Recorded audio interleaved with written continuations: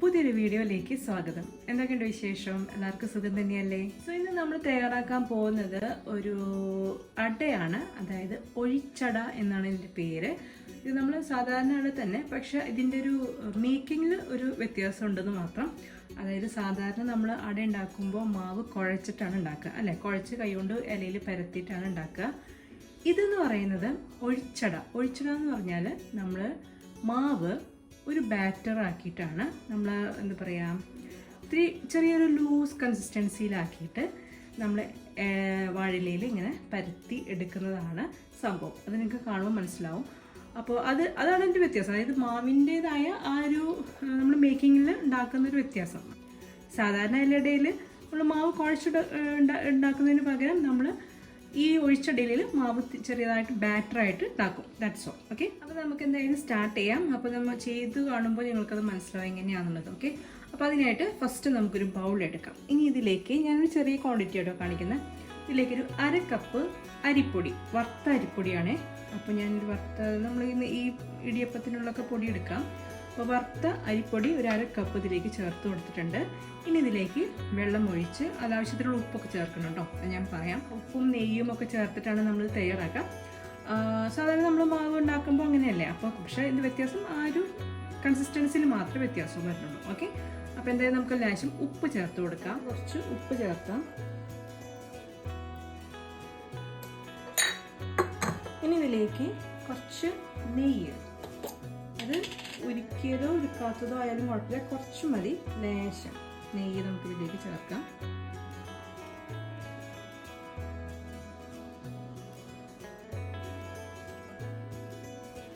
ഇനി നമുക്കിതിലേക്ക് വെള്ളം ഒഴിച്ച് ചെറിയൊരു ബാറ്ററാക്കി എടുക്കാം. നമുക്ക് ആദ്യം ഒരു 1/2 കപ്പ് വെള്ളം ഒഴിച്ചു കൊടുക്കാം. 1/2 കപ്പ് വെള്ളം ഒഴിച്ചിട്ട് മിക്സ് ചെയ്ത് നോക്കാം. വെള്ളം കൂടാനും പാടില്ല, വല്ലാണ്ട് ലൂസി ആയിട്ടുള്ള ഒരു കൺസിസ്റ്റൻസി അല്ല കേട്ടോ നമുക്ക് വേണ്ട. ചെറിയൊരു തിക്കായിട്ടുള്ള കൺസിസ്റ്റൻസി. നമ്മൾ ഈ ദോശമാവിൻ്റെ ഒക്കെ ഇഡ്ലി മാവിൻ്റെ ഒക്കെ പരുവില്ലേ, ദോശമാവിൻ്റെ ഒക്കെ പരുവ്, ആ ഒരു കൺസിസ്റ്റൻസിയാണ് നമുക്ക് വേണ്ടത്. ഓക്കെ, പിന്നെ ഓരോ അരിപ്പൊടിയുടെ ഇതിനനുസരിച്ച് വ്യത്യാസങ്ങൾ വരും കേട്ടോ മാവിന്. ഓക്കെ, അപ്പോൾ ഞാനൊരു 1/2 കപ്പ് വെള്ളം ഒഴിച്ചിട്ടുണ്ട്. 1/2 കപ്പ് പൊടിയാണ് നമ്മൾ എടുത്തത്, 1/2 കപ്പ് വെള്ളമാണ് ഒഴിച്ചത്. ഇത് കറക്റ്റായിട്ടുണ്ട്. ചിലപ്പോൾ ഈ 1/2 കപ്പ് പൊടിക്ക് ചിലപ്പോൾ നമുക്ക് 1 കപ്പ് വെള്ളമൊക്കെ ആവശ്യം വരും. അത് പൊടിയുടെ ആ ഒരു ചില ബ്രാൻഡിൻ്റെ വ്യത്യാസങ്ങളുണ്ടാവും. ഓക്കെ, അപ്പോൾ ഇത് ഓക്കെ ആയിട്ടുണ്ട്. അപ്പോൾ അത്യാവശ്യം ഓക്കെ ആയിട്ടുണ്ട്. ഞാനത് പോറിങ് കൺസിസ്റ്റൻസി കാണിച്ചു തരാം കേട്ടോ. അപ്പോൾ നിങ്ങൾക്ക് മനസ്സിലാവും എത്രത്തോളമാണ് അതിൻ്റെ കൺസിസ്റ്റൻസി വരുന്നതെന്ന്. ഇതിൽ കൂടുതൽ വെള്ളം ഒഴിക്കേണ്ട കാര്യമില്ല, ഇത് ഓക്കെയാണ്.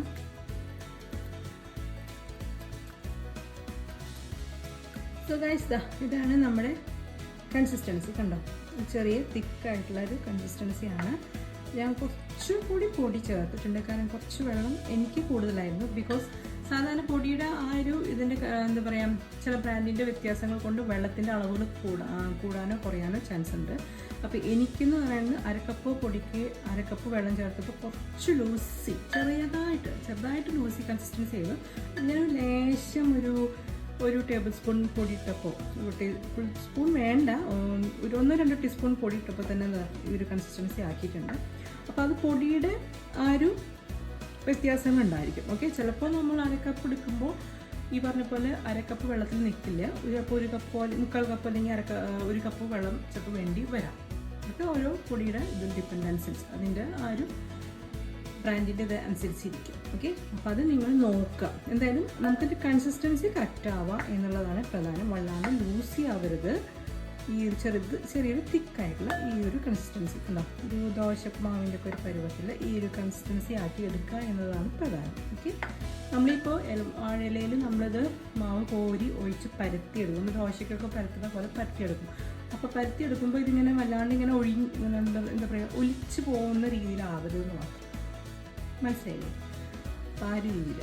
അപ്പോൾ നമ്മുടെ എന്തായാലും ബാറ്റർ റെഡി ആയിട്ടുണ്ട്. ഇനി നമുക്ക് ഇതിനുള്ള ഫില്ലിങ് തയ്യാറാക്കാം. അത് ആസ് യൂഷ്വൽ എല്ലാവർക്കും അറിയാവുന്ന ഒരു ഫില്ലിങ് തന്നെയാണ് ശർക്കര.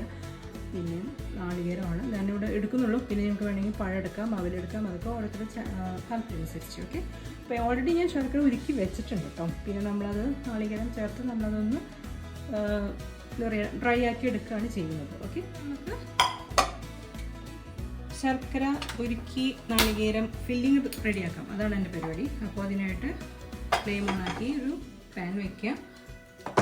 ഇതിലേക്ക് ഞാൻ ഓൾറെഡി നേരത്തെ റെഡിയാക്കി വെച്ചിട്ടുള്ള ശർക്കര പാവ് ഉണ്ടായിരുന്നു. അതായത് 3 അച്ചാണ് ഞാൻ എടുത്തത്. 3 അച്ചെന്ന് വെച്ചാൽ 3 കട്ട ശർക്കരയാണ് എടുത്തിരിക്കുന്നത്. അപ്പോൾ അത് ഒരു 1/2 കപ്പ് വെള്ളത്തിൽ നമ്മളൊന്ന് ഉരുക്കി എടുത്തിട്ടുണ്ട്. ഞാൻ കാണിച്ചു തരാം. ഞാനതൊരു കപ്പിൽ ഒഴിച്ച് വെച്ചിട്ടുണ്ടായിരുന്നു കേട്ടോ.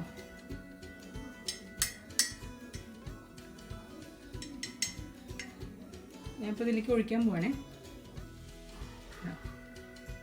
ഇത് നമ്മൾ 3 കട്ട ശർക്കര, ഒരു മീഡിയം സൈസ് കട്ട ശർക്കരയാണ് എടുത്തിരിക്കുന്നത്. അപ്പോൾ 3 കട്ട ശർക്കര ഒരു 1/2 കപ്പ് വെള്ളത്തിൽ നമ്മൾ ഉരുക്കിയെടുത്തതാണ്. അത് പിന്നെ നമ്മൾ അരിച്ച് എടുക്കുകയും ചെയ്തു. പിന്നെ കട്ടയാലെന്തെങ്കിലും മണ്ണിൻ്റെ തരിയോ അങ്ങനെ ഉണ്ടെങ്കിൽ നമ്മളത് ഒരു അരിപ്പേക്കൂടെ അരിച്ചെടുത്തിട്ടുള്ള ശർക്കര പാവാണ്, സിറപ്പാണത്. ഇതിലേക്ക് നമ്മൾ ചേർക്കുന്നത് നാളികേരമാണ്. നാളികേരം അത് നമുക്ക് എത്രത്തോളം വേണോ അതിനനുസരിച്ച് ചേർക്കാം.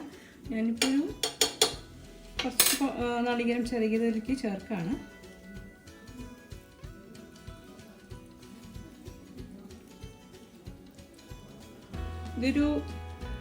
ഒരു മുറി നാളികേരം ഉണ്ടാവും. ഓക്കെ,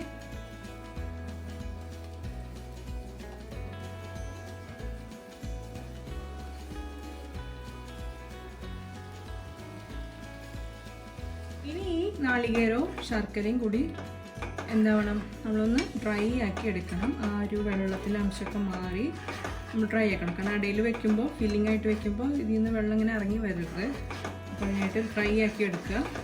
പിന്നെ ഇതിൽ നിങ്ങൾക്ക് ഏലക്കപ്പൊടി ചേർക്കാം. പിന്നെ ഞാൻ പറഞ്ഞ പോലെ ഡ്രൈ ആക്കി എടുത്തതിന് ശേഷം നിങ്ങൾക്ക് വേണമെങ്കിൽ പഴം ചേർക്കാം, അല്ലെങ്കിൽ അവൽ ചേർക്കാം. അതൊക്കെ നമ്മുടെ ഓരോരുത്തരുടെ ചോയ്സ് അനുസരിച്ച് ഇഷ്ടമുണ്ടെങ്കിൽ അതൊക്കെ ചേർക്കാം കേട്ടോ. പിന്നെ ചിലർ നട്ട്സ് ചേർക്കും, അതും നിങ്ങൾക്ക് താല്പര്യമുണ്ടെങ്കിൽ ചേർക്കാം. ഞാനിപ്പോൾ അതൊന്നും ചേർക്കുന്നത് ജസ്റ്റ് ഈ നാളികേരവും ശർക്കര പാവും ആ സംഭവം മാത്രമേ ഉള്ളൂ കേട്ടോ. പിന്നെ കുറച്ച് ഏലക്ക, പിന്നെ ജീരകത്തിൻ്റെ ഫ്ലേവർ ഇഷ്ടമാണെങ്കിൽ കുറച്ച് ജീരകപ്പൊടിയൊക്കെ ചേർത്ത് കൊടുക്കും. അപ്പം ഇതൊന്ന് ഡ്രൈ ആയിട്ട് വരട്ടെ കേട്ടോ, അതുവരെ വെയിറ്റ് ചെയ്യുക. അപ്പോൾ ഇതാ കുറേശ്ശെ വറ്റി തുടങ്ങിയിട്ടുണ്ട് കണ്ടോ.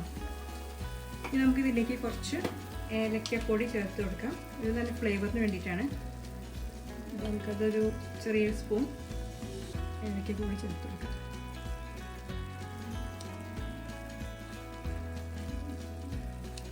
അത് ചേർത്ത് നന്നായിട്ടൊന്ന് മിക്സ് ചെയ്യാം.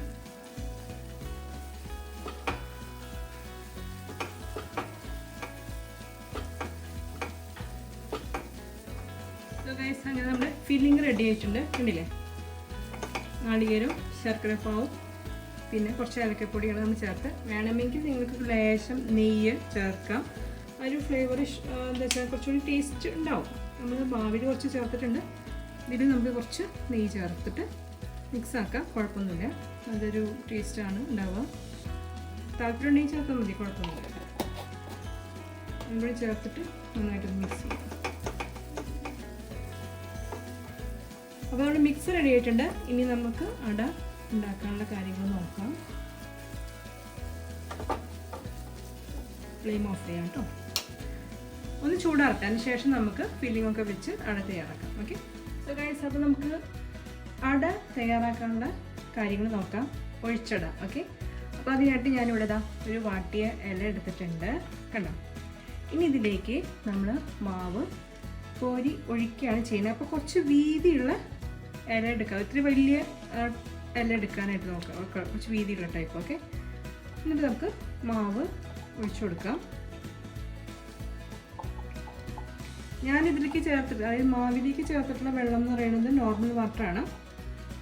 ഞങ്ങൾക്ക് വേണമെങ്കിൽ ചൂടുവെള്ളം ചേർക്കാം, പക്ഷെ അത് എങ്ങനെയാണെന്ന് വെച്ചാൽ പൊടിയുടെ ഇതനുസരിച്ച് നോക്കുക. ഓക്കെ, ഞാൻ പറഞ്ഞു, ചിലപ്പോൾ 1 കപ്പ് വെള്ളം നമുക്ക് ആവശ്യം വരികയാണെങ്കിൽ 1/2 കപ്പ് ചൂടുവെള്ളവും 1/2 കപ്പ് നോർമൽ വാട്ടറും ചേർത്ത് കൊടുക്കുക. അതൊക്കെ നോക്കിയിട്ട് വേണം കേട്ടോ, അല്ലെങ്കിൽ മാവ് വല്ലാണ്ട് ലൂസായി പോകരുത്. നമുക്കപ്പോൾ ഇനി മാവ് ഒഴിച്ചു കൊടുക്കാം. ഒരു തവി മാവ് എടുത്തിട്ട് നമുക്ക് സെൻറ്ററിൽ ഇങ്ങനെ ഒഴിച്ചു കൊടുക്കാം.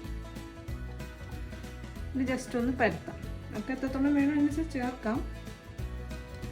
ഒന്നിങ്ങനെ പരത്തി കൊടുക്കുക. നമ്മൾ ദോശയൊക്കെ പരത്തുന്ന പോലെ ഇങ്ങനെ പരത്താം. ഇത് ഭയങ്കര കനം കുറഞ്ഞ ഒരു എന്താ പറയുക നൈസായിട്ടുള്ള സോഫ്റ്റ് ആയിട്ടുള്ള അടയാണ് കേട്ടോ നമ്മൾ ചെയ്യുന്നത്. ഇനി നമുക്ക് ഫില്ലിങ് വെക്കാം. ഫില്ലിങ് വെച്ച് കൊടുക്കാം. നമുക്കൊരു ഈ ഒരു സൈഡിലായിട്ട് നമുക്ക് ഇങ്ങനെയാണ് മടക്കുന്നതെങ്കിൽ ഈ സൈഡിൽ വെക്കുക. അതല്ല ഇങ്ങോട്ടാണ് മടക്കണമെങ്കിൽ ഈ സൈഡിലോ അങ്ങനെ വെക്കാം. ഓക്കെ, നമുക്ക് ഫില്ലിങ് വെക്കാം.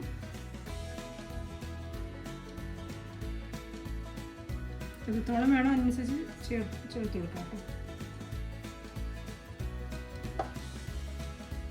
ഓക്കെ, ഇനി നമുക്ക് മാവ് ഇങ്ങനെ എല്ലാം ഇങ്ങനെ മടക്കാം. നമ്മൾ സാധാരണ ഇല ഉണ്ടാക്കുമ്പോൾ എങ്ങനെയാണെന്ന് വെച്ചാൽ അതുപോലെ മടക്കാം. ഇനി കുറച്ചും കൂടി ഒരു എന്താ പറയുക നമുക്കൊരു പ്രൊട്ടക്ഷൻ എന്നൊക്കെ പറയുന്ന പോലെ കുറച്ചും കൂടി നമുക്ക് ഇതാക്കണമെന്നുണ്ടെങ്കിൽ നമുക്ക് ഈ സൈഡിൽ നിന്ന് ജസ്റ്റ് ഒന്ന് ഇങ്ങനെ മടക്കി കൊടുക്കാം. ഈ സൈഡിൽ നിന്ന് ജസ്റ്റ് ഒന്ന് മടക്കി, അതിന് ഇവിടെ നിന്ന് ആദ്യം മടക്കാം. ഓക്കെ, ഇങ്ങനെ ആദ്യം ഒന്ന് ഇവിടെ നിന്ന് ഇങ്ങനെ മടക്കി കൊടുക്കാം. ഓക്കെ, എന്നിട്ട് ഈ സൈഡിൽ നിന്ന് ഇങ്ങോട്ട് മടക്കാം. അപ്പോൾ കുറച്ച് എന്താ പറയുക സീൽ ചെയ്ത പോലെ ഇരിക്കും. അപ്പോൾ മാവ് പുറത്തേക്ക് പോവില്ല, സീൽ ചെയ്ത പോലെ ഇരിക്കും ചെയ്യും. ഓക്കെ, അപ്പോൾ അങ്ങനെ വേണമെങ്കിൽ അങ്ങനെ ചെയ്യാം. ഇങ്ങനെയും വയ്ക്കാം. നിങ്ങൾക്ക് വേണമെങ്കിൽ ഇവിടെ ടൂത്ത് പിക്ക് അങ്ങനെ വെച്ചിട്ട് ചെയ്യാം. മനസ്സിലായോ? ഞാനപ്പോൾ ഒരു ടൂത്ത് പിക്ക് എടുത്തിട്ടുണ്ട്. നമുക്കപ്പോൾ ഒന്ന് സീൽ ചെയ്ത് കൊടുക്കാം. ഇങ്ങനെ വെച്ചിട്ട്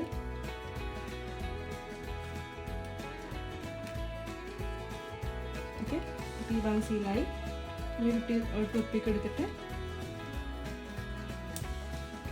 ഈ ഭാഗവും നമുക്ക് സീൽ ചെയ്യാം.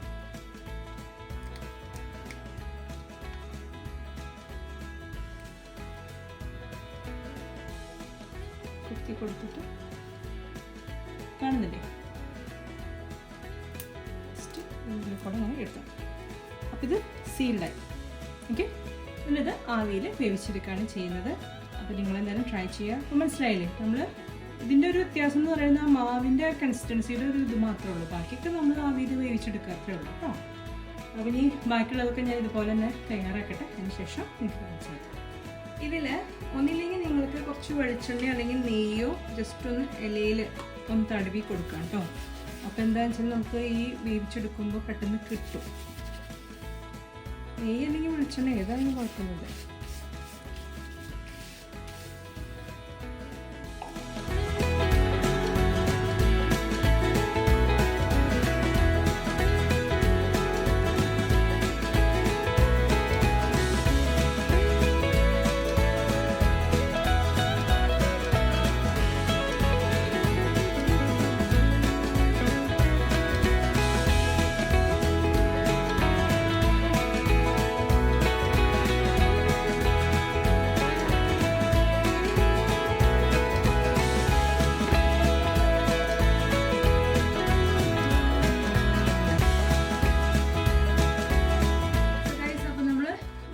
എല്ലാം അടയും റെഡിയാക്കി വെച്ചിട്ടുണ്ട്. ഇനി നമുക്ക് സ്റ്റീം ചെയ്തെടുക്കാം. അപ്പോൾ അതിനായിട്ട് ഇതുപോലെ ഒരു ഉണ്ട്, വെള്ളം കയറാതെ ഇരിക്കാൻ വേണ്ടിയിട്ടാണ്. ജസ്റ്റ് ഇട്ട് കൊടുക്കാം. എന്നിട്ട് നമുക്ക് ഓരോ അടയും ഇങ്ങനെ വെച്ച് കൊടുക്കാം.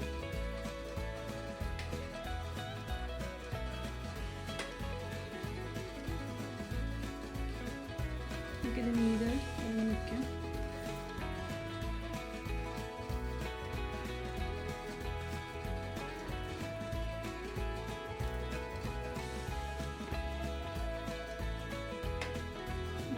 നമുക്ക് ആവിയിൽ വേവിച്ചെടുക്കാം.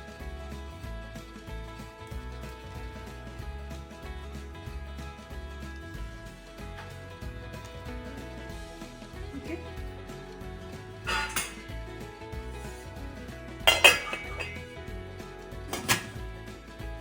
ഇനി ഇത് അട ആവുന്നത് വരെ വെയിറ്റ് ചെയ്യാം.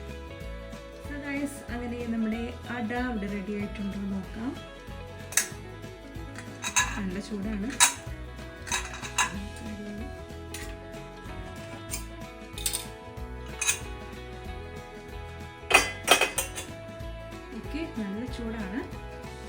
അടയ്ക്ക് റെഡി ആയിട്ടുണ്ട് എന്നാണ് എനിക്ക് തോന്നുന്നത്. യെസ്, ആയിട്ടുണ്ട്.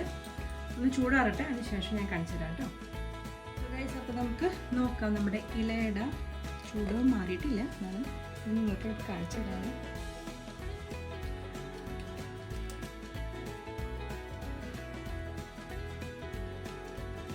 സോ നമുക്ക് നോക്കാം.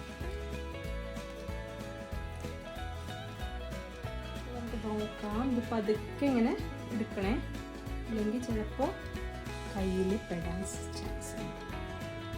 അങ്ങനെ നൈസായിട്ടുള്ള ഒരു സംഭവം ആയതുകൊണ്ടാണ് കേട്ടോ പതുക്കെ ഇങ്ങനെ എല്ലാം വിടിപ്പിച്ചെടുക്കണം എന്ന് പറയുന്നത്. ഓക്കെ, സോ യെസ് ഗൈസ്, അപ്പോൾ നമ്മുടെ ഇല അതായത് ഒഴിച്ചട റെഡി ആയിട്ടുണ്ട്. കണ്ടോ, ഭയങ്കര നൈസാണ്. ഓക്കെ, അപ്പോൾ എല്ലാവരും ഒന്ന് ട്രൈ ചെയ്ത് നോക്കുക. അതിൻ്റെ മാവിൻ്റെ കൺസിസ്റ്റൻസി പ്രധാനമാണ്, അത് നിങ്ങൾ ശ്രദ്ധിക്കണം. അതാണ് ലൂസി ആയിട്ടുള്ള കൺസിസ്റ്റൻസി ആക്കരുത് കേട്ടോ. പിന്നെ അരിപ്പൊടിയുടെ ഒരു വ്യത്യാസങ്ങളും ഉണ്ടാവും, അപ്പോൾ ഒക്കെ നോക്കിയിട്ട് ഇത് ചെയ്യാം. ഭയങ്കര നൈസായിട്ടുള്ള നല്ല സോഫ്റ്റ് ആയിട്ടുള്ള അടയാണ്. പെട്ടെന്ന് തന്നെ അത് ഇങ്ങനെ പൊടിഞ്ഞു വരും. ഓക്കെ, അപ്പോൾ എല്ലാവരും ഈ ഒരു ഒഴിച്ചട റെസിപ്പി ഒന്ന് ട്രൈ ചെയ്ത് നോക്കാം കേട്ടോ. എന്നിട്ട് അതിൻ്റെ കമൻസ് ഒക്കെ എഴുതി അറിയിക്കുക, ഫീഡ്ബാക്ക്സ് എഴുതി അറിയിക്കുക. ദെൻ വാട്ട് നിങ്ങൾക്ക് ഈ റെസിപ്പി ഇഷ്ടമായിട്ടുണ്ടെങ്കിൽ ലൈക്ക് ചെയ്യുക ആൻഡ് മാക്സിമം എല്ലാവർക്കും ഷെയർ ചെയ്ത് കൊടുക്കുക. ആൻഡ് നമ്മുടെ ചാനൽ ഇഷ്ടമാണെങ്കിൽ സബ്സ്ക്രൈബ് ചെയ്ത് സപ്പോർട്ട് ചെയ്യുക. ഓക്കെ, നമുക്ക് ഇനി അടുത്ത വീഡിയോയിൽ കാണാം. Till then bye bye.